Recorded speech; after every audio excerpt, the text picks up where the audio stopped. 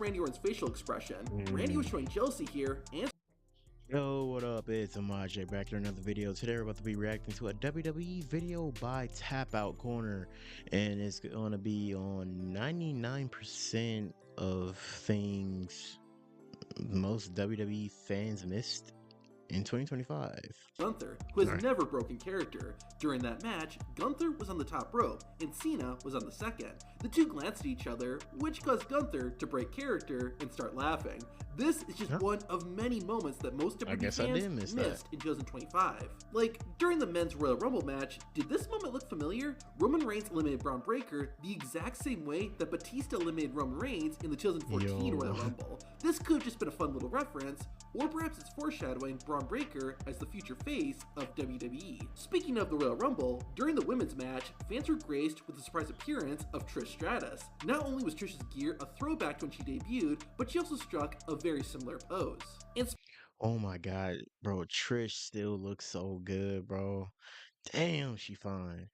Speaking of throwbacks, Randy Orton's WrestleMania 41 attire was a clear reference to the gear he wore back when he debuted in 2002. Talking about the Viper, did you catch this? I was so stupid. I was so stupid to come out here and think for 1 second. That was a callback to Randy Orton's infamous match against Kofi Kingston, where Orton got legitimately upset and said, Kingston jaw and face! I'm gonna make a bet with you. Randy Orton will turn heel and become a bad guy in 2026. How do I know that? Well, after Cody Rhodes beat Orton to win the 2025 King of the Ring tournament, Cody was interviewed in the ring. Cody started the interview by showing Randy Orton some respect and giving the Viper his props. I have to thank Randy Orton, the legend killer. Nothing but respect. Notice Randy Orton's facial expression. Randy was showing jealousy here and for sure. They need to hop back on this. They need to hop back on the story, bro. They need to literally let this nigga let loose and just go crazy on Cody Rhodes. This will be a good feud. They need to hurry up. Too many baby faces are like in WWE right now. They need to match more and create some good heels, bro. Doing a heel turn on Cody Rhodes. And you know what? This isn't the first time WWE has done something like this. After winning the 2025 Elimination Chamber match, John Cena was joined by Cody Rhodes and The Rock. This led Cena to turn heel, aligning himself with The Rock and smacking Cody with Cody's own Rolex watch. We're talking about John Cena. He took a real hard shot at AEW in 2025. I make empires for billionaires. All you've ever done is steal money from their kids. Now, listen. Yo, that was a perfect ass line, bro. It kind of blurred the lines between reality and just the wrestling business too, because this nigga literally did steal money from their kids. They made a company, but this nigga Tony Khan is just a fanboy of literally everybody, bro. You see how he be just hugging on each other? I mean, hugging on those wrestlers in those like fucking interviews and the after shows. Listen to this and see if you get the reference. And John Cena, I cannot wait to share the ring with you in Paris. But I'm not signing a cohabitation agreement. Congratulations if you got it, and if not, allow me to explain. In 2013, WWE launched a reality TV show called Total Divas. The show examined the real and personal lives of female WWE wrestlers, with Nikki Bella as a primary focus. At the time of filming, Nikki Bella was dating John Cena, and she was moving into Cena's house. John Cena then dropped this on Nikki. I need you to sign something for me. Like what? The formal term for it is a cohabitation agreement. John Cena was a heel long before he turned on Cody. Enjoyers of the series Botchamania are very familiar with the phrase. Wait. I deadass don't even know if that was real or just part of that Total Diva show, honestly. Because, eesh, if that was real, fuck. Well, I guess Wade Barrett is one of those enjoyers. Well, Wade Backaby's back, which means, well, you know what it means, is on the table. During the 2025 WWE Hall of Fame, an infamous moment was caught on camera when millions of fans saw former wrestler and WWE commentator Booker T sleeping during the ceremony. Shortly after that, Booker T would be called out. Booker, the last time we were in here, you were asleep. What are you talking about? I was praying. Right there, your eyes. That's that age catching up to people. People get tired nowadays, man. But like this nigga said, I was praying. I was praying. One of the most unintentionally iconic moments in WWE history is when referee Charles Robinson ran down to the ring at WrestleMania 24 to count the pin for Undertaker and Edge's match. Over 15 years later, WWE made a pretty funny callback. During John Cena and CM Punk's match at Night of Champions 2025, the referee got knocked out. Luckily, Charles Robinson was ready to make the save, but it didn't go as planned. In June 2025, Carlito announced that his WWE... Yo, I'm not gonna lie, I don't know who did that better, him or Shane, bro. I remember when Shane did that. That nigga tackled the shit out of the damn referee. contract would not be renewed and that he'd be leaving the company soon. To show his support, Dominik Mysterio wore a Carlito shirt on Raw the Monday after Carlito shared the news. As part of WWE and TNA's partnership, TNA wrestlers began wrestling on NXT in 2025. One of those TNA wrestlers was AJ Francis, formerly known as Top Dollar in WWE. During a tag team match, Francis did this.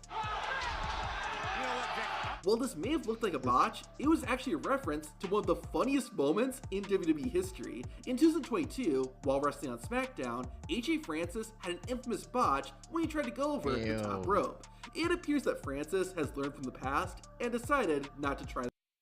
That's good that that nigga learned from that, because I feel like as a wrestler, you should just be learning every day. Like, if you like a big guy and you can't move like that, don't do it. You can't be a Keith Lee, you can't be a Dijakovic and like put on that great match like them. Just don't risk it. That again. Also, during this, there was a wrestler on the WWE roster named Heidenreich.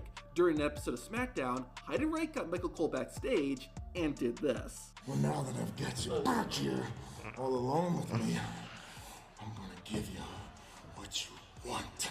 And people They literally put a whole almost a ape scene on there and got away with that shit. How do people even literally like kind of pass by that shit nowadays? That shit was weird, man. I would have rather just got fired than deal with that shit. really want Vince McMahon to come back. Braun Breaker is Scott Steiner's nephew, so you knew it was only a matter of time before Braun paid tribute to his uncle's iconic math promo. You know, they say all men are created equal. They say that all men are created equal. But you look at me and you look at Small Joe, and you can see that statement is not true. But if you look at this fatal four-way match and the members that are in it, you will see that that statement is not true. See, normally if you go one-on-one with another wrestler, you got a 50-50 chance of winning. See, normally I'd have a 25% chance of winning. But I'm a genetic freak, and I'm not normal. But I'm a badass, and that statement is not true. In October 2025, a battle royal was set up. That nigga had the math to back it up too. Bro, you had to create that promo like just like cool as fuck, and you added your math too. Hey, that nigga smart. He's constantly making references. On the first Monday Night Raw of 2025, CM Punk wore a jacket that was a throwback to his early days before he debuted in WWE. Punk's opponent that night was 1/3 of the Shield, Seth Rollins, so it only made sense that Punk ended the match the same way he defeated Jon Moxley, aka Dean Ambrose, 3 years earlier in AEW. But that wasn't the only reference CM Punk made in 2025 about his former employer. I'm hurt and I'm old and I'm tired and I work with children. Because the more things change, the more things stay the same. I work with children. But I'm better than you, and you know it. Seth Rollins, CM Punk is better than you. And everybody knows it. But you know what's stranger than CM Punk referencing AEW? Wrestlers referencing CM Punk in AEW. Tell me when I'm telling lies. Tell me when I'm telling lies. My personal favorite reference CM Punk made, though, has to be this. I have come here to chew bubblegum and kick ass, and I'm all out of bubblegum. I have come here to chew bubblegum and sign a contract, and I'm all out of bubblegum. In 2004 at WrestleMania 20, this is why Punk the GOAT. He got so much of like promos that people could just reference, and so many controversies they could reference too. Fireman's Carry Slam. It's unclear whether this was real or if the two wrestlers planned to do it to get fans talking. Here's something else that you probably didn't. I think they plan to do that because Cross always has like a plan up his sleeve, and they should have just did more with him. And like he said, he collaborated with like AJ a lot on stuff.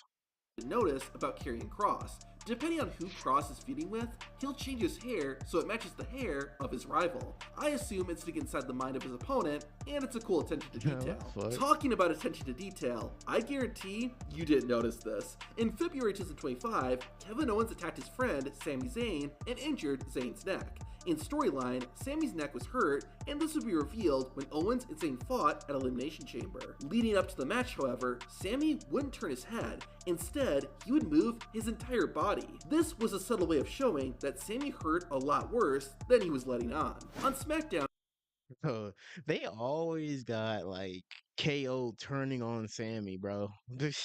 I never seen like Sammy just turn on KO, bro. In September 2025, John Cena and Sami Zayn had a United States Championship match. This was a throwback to Zayn and Cena's US title match back in 2015. However, this time, John Cena was the challenger and Sami was the champion. Unfortunately, the match was interrupted by Brock Lesnar, who hadn't been seen since he returned at SummerSlam a month earlier. This return was a surprise, unless you were paying close attention. Earlier in the night, before Sami Zayn and John Cena's match, Lesnar could be seen in the background of several backstage shots. It's just like Where's Waldo, except Where's Brock? However, this isn't the only sneaky bit of foreshadowing WWE did. On Raw in May 2025, Grayson Waller could be seen in the background talking to Kofi Kingston and Xavier Woods, despite having no relationship with either one of them. Then, 2 months later, Grayson Waller joined Kingston and Woods as part of the New Day. Similarly, on the June 30th, 2025, That's a weird ass fucking New Day that they got in. I feel like WWE just putting everybody into stables so they can get more TV time because they don't know what to do with a lot of people nowadays. I fear that a lot of people are gonna get released in 2026, man. episode of Raw, Chad Gable, who also portrayed the masked luchador El Grande Americano, announced he was out of action with a shoulder injury. However, El Grande returned later in the show, now with Ludwig Kaiser under the mask. This came as a surprise to most fans, but not to those who paid attention. The week before, Chad Gable was attacked backstage, but if you looked closely, you could see Ludwig Kaiser walking around in the background, hinting that he'd be the next El Grande Americano. Likewise, Finn Balor could be seen talking to Roxanne Perez backstage a couple of weeks before Perez joined Balor's group, Judgment Day. All this is good, but this next clip is easily my favorite. In April 2024, Liv Morgan attacked Rhea Ripley backstage. Unfortunately, Rhea accidentally got hurt for real, forcing her to be taken out of action and vacate the Women's Championship, which she had held for just over a year. Fast forward a year and a half to August 2025, and WWE is back at that same arena. During the show, Rhea Ripley is backstage, looking over the exact spot where she suffered that injury. What if— I'm not gonna lie, I never really fucking noticed like half of these, bro. Tap O'Connor always coming up with the good videos, and I fuck with him, bro. But hey, let me know if you guys like notice some of these references. Because we on the next video, we about to be reacting to some more WWE videos. Let me know what you want me to react to, and we on the road to 250. I'll catch you guys in the next video.